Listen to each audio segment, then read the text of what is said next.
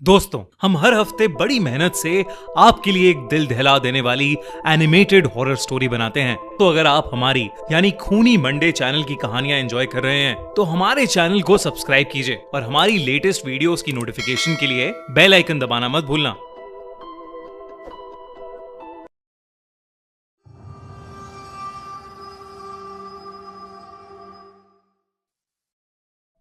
माँ की लोरी, पापा की प्यार भरी शाबाशियां, दोस्तों की हंसी, न जाने कितनी यादें जुड़ी होती हैं हमारी इन आवाजों से। पर कभी सोचा है कि अगर यही आवाजें आपके सबसे भयानक एक्सपीरियंस की वजह बन जाएं तो? ये कहानी है छाया की। 20 साल की छाया अपनी बीएड की पढ़ाई खत्म करके कोलकाता से अपने गांव गौरीपुर अपने काका से मिलने जा रही थी। उसी साल उसने अपने माँ बाप को एक कार एक्सीडेंट में खो दिया था। अब उसके काका के अलावा उसकी दुनिया और उसके परिवार में और कोई नहीं बचा था। गौरीपुर बंगाल के कोने में छुपा एक छोटा सा गांव था। जब छाया की ट्रेन दोपहर के 4 बजे गांव पहुंची और वो गौरीपुर स्टेशन पर उतरी तो मई की तपती गर्मी में भी गौरीपुर की हवा में एक अजीब सी ठंडक थी। स्टेशन पर उसके काका उसको लेने आए थे। छाया से मिलते ही उन्होंने ज्यादा कुछ नहीं कहा और ना ही उससे कुछ पूछा। बस हल्का सा मुस्कुरा के पहले छाया के सर पर हाथ फेरा और फिर उसका बैग उठाकर गाड़ी की तरफ चल पड़े। गाड़ी में बैठी छाया पूरे रास्ते बस खिड़की से बाहर ही देख रही थी। खेत, तालाब, कच्चे रास्ते, सब कुछ वैसा ही था। सिर्फ एक बात अलग थी। भरी शाम में भी गलियां सुनसान पड़ी थीं। न बच्चे बाहर खेल रहे थे और न औरतें पेड़ों के नीचे बैठकर बातें कर रही थीं। उसे ये बात बहुत अजीब लगी। उसने जब इसकी वजह अपने काका से पूछी तो उसके काका ने बात बदल दी। छाया के काका उनकी खानदानी कोठी में रहते थे। गांव से थोड़ा बाहर पीपल के घने पेड़ों से घिरी एक कोठी जिसकी छत से गांव का तालाब दिखता था। कोठी के अंदर घुसते ही छाया की बचपन की यादें ताजा हो गईं। उस रात छाया ने अपने कमरे में ही खाना खाया और थकान की वजह से वो जल्दी सो गई। अगली सुबह उसे काका के साथ गांव के बाजार जाना था। रात के 2 बज रहे होंगे जब छाया की आंख अचानक खुली। उसकी चद्दर जमीन पर गिरी हुई थी। वो जैसे ही अपनी चद्दर उठाने झुकी, उसे अपने कमरे के बाहर से एक आवाज आई। उसने थोड़ा गौर से सुना तो उसे लगा कि शायद कोई उसे बुला रहा है। छाया, ओ छाया, छाया, ओ छाया।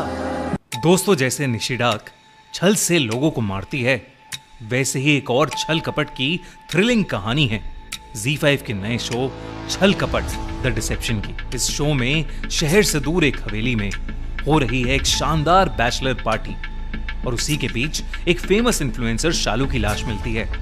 पहले सबको लगता है ये ट्रैजिक एक्सीडेंट है, पर तब केस को इन्वेस्टिगेट करने आती है इंस्पेक्टर SP देविका राठौर, एक ब्रिलियंट लेकिन अंदर से टूटी हुई कॉप जो खुद भी अपने अंधेरों से लड़ रही है। उसकी आंखें सब कुछ देख लेती हैं जो अभी तक छुपा हुआ था।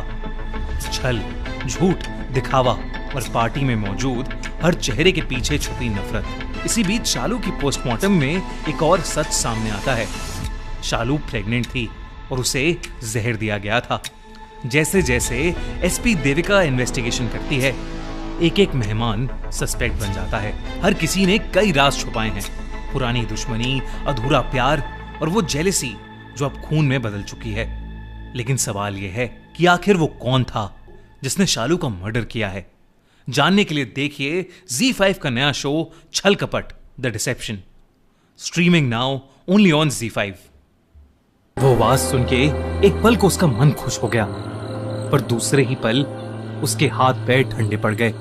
वो आवाज तो उसकी मां की थी, पर ये कैसे हो सकता था? छाया ने फिर से, इस बार बहुत ध्यान से उस आवाज को सुनने की कोशिश की और दरवाजे की तरफ गई, पर उसे कुछ सुनाई ही नहीं दिया। शायद वो अभी भी नींद में ही थी। उसने सोचा कि उसकी मां की आवाज उसके सपनों में ही सुनाई दे सकती है। ये सोचकर छाया वापस सोने चली गई। अगली कुछ रातें बिल्कुल नॉर्मल थीं, पर किसी न किसी वजह से छाया उस कोठी में ढंग से सो नहीं पा रही थी। हर रात उसे उम्मीद रहती थी कि वो आवाज उसे फिर से सुनने को मिलेगी। भले ही सपनों में ही सही, एक ऐसी ही रात वो सो ही नहीं पा रही थी। कई बार करवटें बदलने के बाद हार मानकर वो अपने बिस्तर से उठ गई। उस रात उसे उस कमरे में एक अजीब सी घुटन हो रही थी और इसलिए उसने अपनी माँ का दुपट्टा ओढ़ा और वो खुली हवा के लिए कोठी की छत पर चली गई। छत पर एक खाट पे बैठकर छाया उस गांव के तालाब को देखने लगी। इतने अंधेरे में भी वो तालाब न जाने कैसे साफ दिख रहा था। दूर दूर तक कोई आवाज नहीं थी, बस रात का सन्नाटा। अचानक छत का एक लौता बल्ब बंद हो गया। पुराने घरों में ऐसा अक्सर होता था। छाया ने यही सोचकर अपने फोन की टॉर्च ऑन की। अचानक छत की सीढ़ियों के पास से फिर वही आवाज आई, छाया बेटा छत पर ठंड लग जाएगी, नीचे आ जा। वो आवाज सुनते ही छाया का शरीर मानो वहीं जम गया। न जाने कहां से एक ठंडी हवा का झोंका आया और जो दुपट्टा उसने ओढ़ रखा था वो उसके कंधे से गिर गया, जैसे किसी ने उससे जोर से खींचा हो। मेरे पास आजा छाया, कब से बुला रही हूं। इस बार वो आवाज बहुत पास से आई थी, जैसे कोई उसके कान में फुसफुसा रहा हो। छाया तुरंत पीछे पलटी, पर वहां कोई नहीं था। तभी खाट की तरफ से एक आवाज आई, मैं तेरा इंतजार कर रही हूं छाया, जल्दी आ। जब छाया ने मुड़कर खाट की तरफ देखा तो उसे वहां एक औरत का काला साया नजर आया। छाया को लगा कि वो उसकी मां है और वो साए की तरफ आगे बढ़ने लगी और तभी एकदम से किसी ने छाया का हाथ पकड़ा और उसे आगे बढ़ने से रोक दिया। वो और कोई नहीं बल्कि उसके काका थे। तब छाया रुकी और उसने नीचे देखा। अगर वो एक और कदम आगे बढ़ाती तो शायद वो छत से ही नीचे गिर जाती। वो काला साया जो छाया को दिख रहा था अब कहीं नहीं था। छाया ने अपने काका को अपने साथ हुआ पूरा किस्सा बताया और वो सुनने के बाद छाया के काका थोड़ा परेशान हो गए। उन्होंने छाया को कुछ ऐसा बताया जिसे सुनकर छाया के होश उड़ गए। उसके काका ने बताया कि शाम को वो गांव इसलिए सुनसान हो जाता है क्योंकि वहां से लोग गायब हो रहे हैं। गांव के पंडित जी के मुताबिक गांव पर एक निशी डाक का साया पड़ चुका है। निशी डाक एक ऐसी आत्मा है, एक ऐसी चुड़ैल जो रोज किसी ना किसी को अपने साथ ले जाने आती है। किसी ने आज तक उसे देखा तो नहीं है, पर जो भी गायब होता है कुछ दिन बाद उसके शरीर के टुकड़े मिलते हैं जंगल से। पहले तो सबको लगा कि ये किसी जानवर का काम है, पर गांव के लोग रात में अजीब अजीब आवाजें सुनने लगे, मानो उनका कोई जानने वाला, उनका कोई करीबी उन्हें पुकार रहा हो। और जो पलट के उस आवाज के पास चला जाता है तो वो फिर कभी जिंदा नहीं मिलता। उसके काका ने उसे चेतावनी दी कि आगे से उसे कोई भी आवाज सुनाई दे तो वो उसकी तरफ ना जाए, भले ही वो उसके माँ बाप की आवाज क्यों ना हो। छाया की दादी उसे बचपन में सुलाते वक्त बोलती थी कि अगर रात में कोई आवाज लगाए तो जाना नहीं, निशी डाक आएगी और उठाकर ले जाएगी। उसे हमेशा से लगा था कि निशी डाक सिर्फ दादी की कहानियों में ही होती है, पर अपने काका की बातें सुनकर वो थोड़ा घबरा गई थी। अगले दिन छाया का मन घर पर नहीं लग रहा था। उसे एक अजीब सी बेचैनी हो रही थी। काका ने उसका मन बहलाने की बहुत कोशिश की, पर कोई असर नहीं हुआ। दोपहर के खाने के बाद छाया ने सोचा कि वो तालाब का एक चक्कर लगाएगी। वो जानती थी कि अगर उसने काका को बताया तो वो उसे शायद बाहर नहीं जाने देंगे, इसलिए बिना किसी को कुछ बताए वो घर से निकलकर तालाब की ओर चली गई। जब वो वहां पहुंची तो कुछ औरतें तालाब के कोने में कपड़े धो रही थीं। छाया तालाब के दूसरी तरफ जाकर बैठ गई। उसने सोचा कि वो कुछ देर गाने सुनेगी और फिर उसके बाद घर चली जाएगी ताकि काका परेशान ना हो जाए। उसने अपने ईयरफोन्स कान में लगाए और गाने सुनने लगी। उस पीपल के पेड़ की छांव में बैठे बैठे उसकी आंख कब लग गई उसे पता ही नहीं चला। छाया, छाया यहां क्या कर रही है? घर चल बेटा। यह आवाज सुनकर झटके से छाया की आंख खुली। सूरज डूब चुका था और अंधेरा होने लगा था। दूर दूर तक वहां कोई नहीं था। छाया वहां से जाने के लिए फट से खड़ी हुई। और तब उसने देखा कि तालाब के पास एक औरत अभी भी कपड़े धो रही है। छाया को ये बात बहुत अजीब लगी।